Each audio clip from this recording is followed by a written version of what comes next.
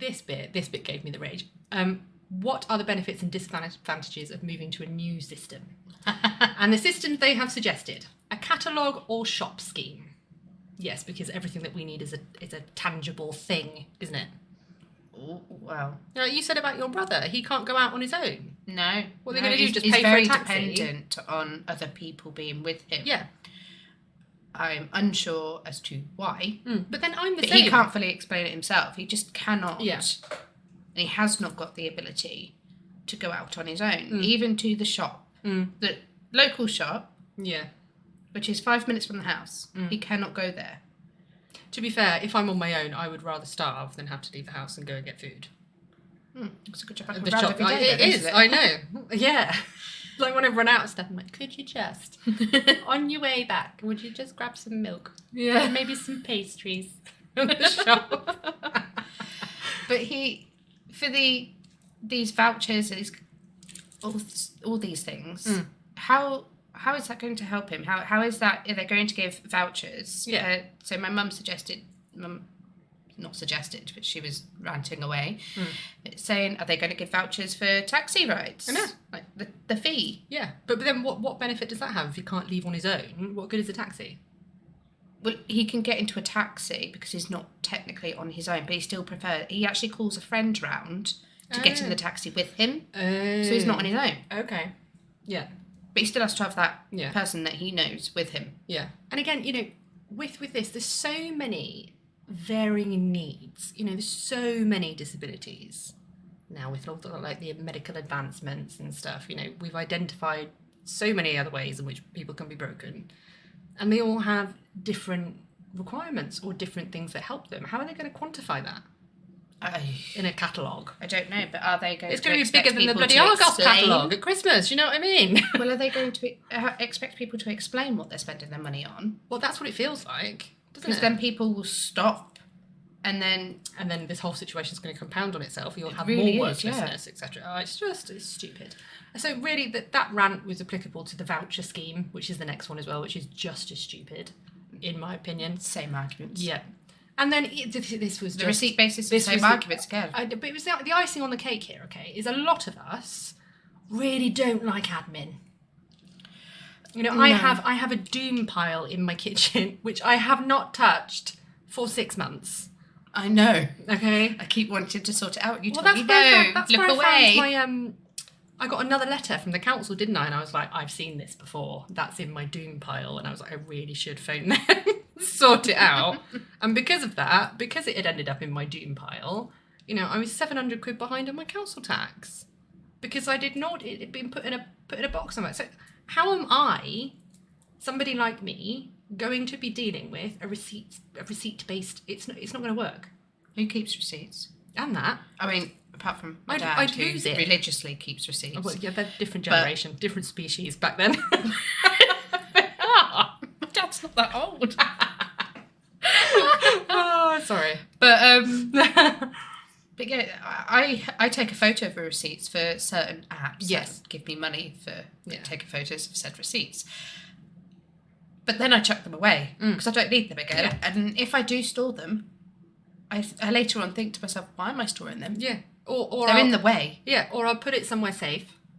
Or my husband will just chuck them in the bin. Well, yeah. Well, that's Clearing up after me again. That's probably what I'll end up doing, because that's what I do every now and then, is I'll just like speedily go through my doom pile. Like, don't need that, and then I'll throw something out that's really important. Yeah. Yeah. I always get in trouble with that with I am partners, very always organised with my paperwork. So it goes into a folder that's got different sections and it's all colour coded. No. So I am very organised when it comes to that. You've had to if you've moved as much as I have. Yeah, true. Different areas. No, I have a doom pile, and then if it might get promoted to the junk drawer. And that's as far as it goes. I thought I sorted that junk. I can't even say them words. It's an absolute tip again, I'm sorry. Oh. It's like when you didn't come round for 2 weeks and you opened up the airing cupboard. You know, it's a disaster. The beautiful airing I cupboard. can't be trusted on my own. I'm terrible. So then the other ideas were one-off grants. Great. Because we all have temporary needs, don't we? Just come around and deep clean my house once and then I'll be fine. I'll keep on top of it after that. Yeah, all right. Oh, we say that with the best intentions. Yeah. I say that every year. Like, I want to get somebody in to do a spring clean and then I'll be fine. I'll keep on. And then it never happens. I tell my husband, I'm going to do the spring clean. I'm going to go through everything room by room, and then it'll be easy to keep on top of it. Yeah. Well, I never even get around to do the first room. No. I'll maybe do a drawer and think, job done. Good job. When we decluttered my house before we moved, I hadn't. I hadn't done that for. I had to push myself to do that every day. That was horrible. I mean, the only reason I did it is because you were there. Didn't give you much choice. No. I come round with the stuff. Yeah, like, we're doing this today. Like, oh, okay. I do remember a couple of cupboards being shut on me before I even got there. I don't go in there. It's a bad idea. We'll just bin everything in there. It's easier than going through it. There was a lot of that as well. Yeah. Oh, when just bin that and buy new. When you gave that bag of paperwork to my partner, and he's like, "Oh, it's all my school reports." Oh, going through every single school report. Yeah, rather than actually doing what we'd asked him to do, which was clean the sofas. Yeah, leather cleaner. Yeah, and he literally sat cross-legged on the floor like a little kid, didn't he? It was right our way as well. Yeah, we tried to move backwards and forwards through this doorway, and he sat there in the doorway. And it's not like he's a small child or anything, he's just totally oblivious, wasn't he? It's brilliant. Anyway, so again, I've got a little rant. School reports do confirm a lot, though. He's also a bit like us, I suspect. So it doesn't resolve, the ongoing need for therapy, physical or mental, whether it's provisioned under the NHS, and it doesn't increase, with daily living or additional needs and services. And really, I think this is a key one. They'd really open themselves up to be, disputed if they decided just to do one-off grants, because they would have to have, really senior clinical staff available to them to support this call that it's only a one-off financial need. Otherwise people could quite happily appeal it or take them to court and all for discrimination or what have you. They'll find their own loopholes within the loopholes. And the whole benefit system is administrative intensive anyway. Mm-hmm. Well, let's just add more paperwork to it. Yeah, great idea. So yeah. The next two are if PIP are no longer used to determine eligibility to passport onto other benefits, or if it's not used as the criteria to get additional financial support under universal credit, what other ways of eligibility? Well, again, a diagnosis, assuming you can get one under the NHS. I think really my responses are all aimed at, okay, why are we doing this arse about face, really? You've got to fix the NHS first before you start tinkering about with this sort of stuff. My aunt said years ago that England will be a black hole one day. She wasn't wrong. Isn't it? No, it's terrible. And every time I read the news, I'm like, oh, that's why she moved to Australia. Yeah, genuinely. Every time I open it up, I'm like, oh, for God, why? These people live in the real world. This is a good one. Are there specific groups of people whose needs are not being met by the current provision? Yes. Hello. Yeah. And, they've said, are there people that, need help with improved access to healthcare or enhanced local authority support, such as care packages or improved mental health provision? Right. I don't agree with that. Nobody should get improved standard of care for anything. It is a national health service that if you ever had a bloody job, you have paid into. Why are there so many of us being forced into private, healthcare? It gives me rage. It really does. I can't argue. Offering people an improved mental health provision, But what is when what is currently there is rubbish. It makes me want to swear. It does. It makes me want to swear and spit and shout. Well, you're doing very well to not. I know, I'm trying. The odd one might slip through. I apologise if it does.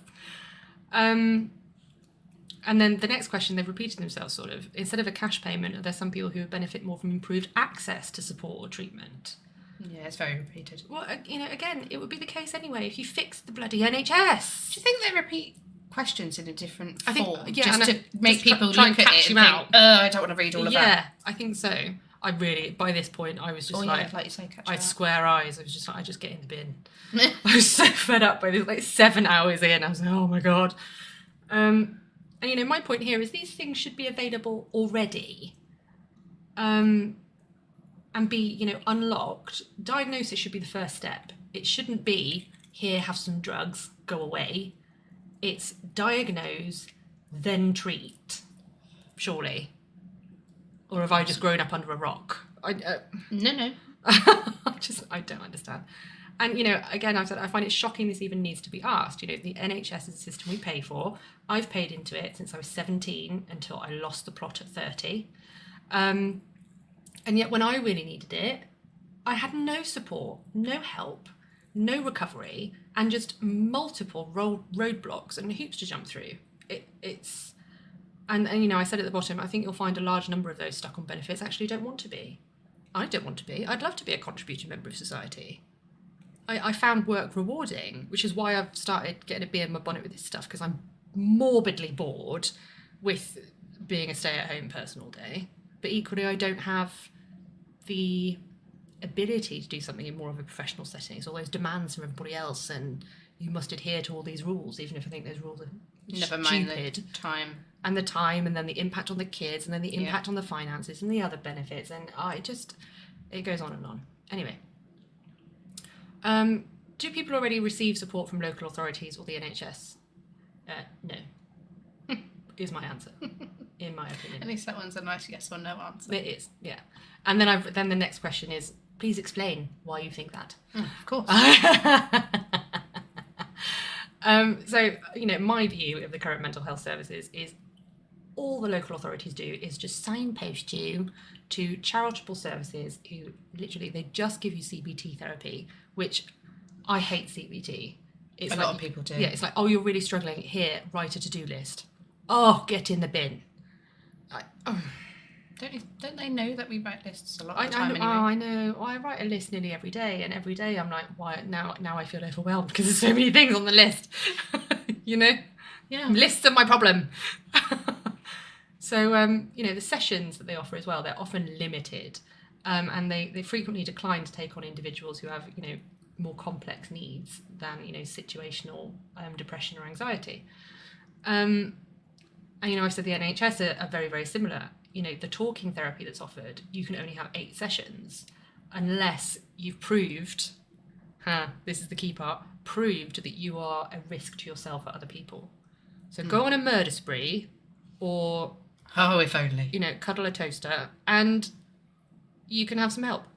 But until then, sod off. Yeah. Basically. Oh, no. No. They won't only tell you to sod off. They'll give you leaflets. Oh, they'll give me leaflets. Yeah. Yeah, I forgot about the leaflets. The leaflets that end up in the doom pile in my kitchen. Yeah. Never to be seen again. They actually make it in the doom pile? No, actually, sometimes they don't. Actually, when it's via email, they just, yeah. I open it. Yeah, I open it and go, ugh, go away. So yeah, to me, the system is designed to encourage people to harm themselves or others, which is just so irresponsible. Where's the duty of care?